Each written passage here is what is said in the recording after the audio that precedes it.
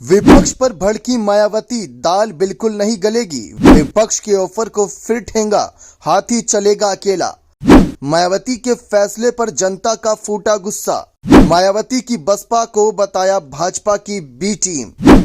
जी हां दर्शकों, लोकसभा चुनाव 2024 को लेकर हाल ही में चर्चा हुई थी कि मायावती की बसपा इंडिया अलायंस का हिस्सा बनेगी और मायावती को प्रधानमंत्री पद का दावेदार कांग्रेस बनाना चाहती है।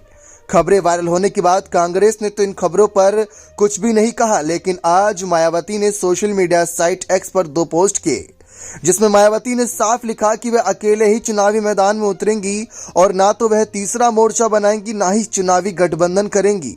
फेक व गलत न्यूज फैलाने का काम हो रहा है उनके खिलाफ। इसी के साथ उन्होंने कहा कि किस तरीके से विपक्ष तितर बितर हुआ पड़ा है, इसी वजह से इन खबरों को हवा दी जा रही है।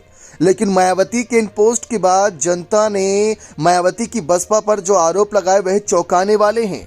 लग रहा था कि मायावती की बसपा का जनता खुलकर समर्थन करेगी, लेकिन समर्थन करने वालों की भी कमी नहीं है तो विरोध करने वालों की भी कमी नहीं है। इस बीच सोशल मीडिया साइट एक्स पर ही हमें मायावती का हैशटैग ट्रेंड होता दिखा, तो वहां पर गए तो पता लगा कि मायावती पर कई लोग भड़कते नजर आ रहे हैं।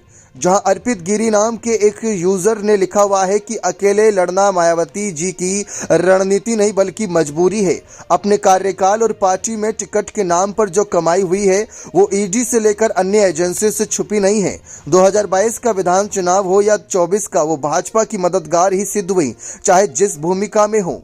वहीं दूसरे यूजर यानी अभिषेक राज की बात करें तो मायावती के बारे में वह लिखते हैं कि सीधे सीधे क्यों नहीं लिख देते कि चुनावी गठबंधन भाजपा के साथ अंदर से हो चुका है। बसपा पूरी तरह से खोखली हो चुकी है। ये चुनाव दलित की आखिरी अस्तित्व की होगी। बहन जी की चुपचाप इंडिया गठबंधन में आकर बसपा की इज्जत बचा लेनी चाहिए।